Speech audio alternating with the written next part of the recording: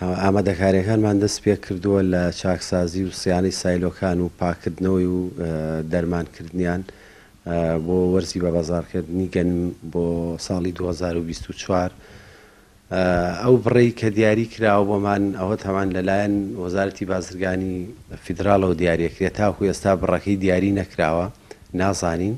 و باگەری زۆرەوە لە سەرەتاکانی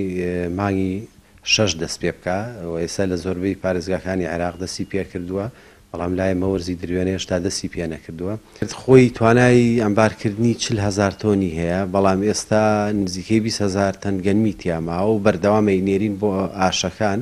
و تا ئەو کاتە تەسەورەکەم زۆربەی بەتاڵ بن بۆی جێگەی گەنم بکەینەوە. سەوری من پار گەنم هەم بڕشتی باشتر بوو، هەم کوالیتی باشتر بوو، هەم بڕەکەشی باشتر بوو و ئەم ساڵیش باشە، خراپ نییە بە حکمیەوەی بارانێ باش بووە، ئەم ساڵیش خراپ نییە، بەڵام وەکو پار نییە، پار باشتر بوو.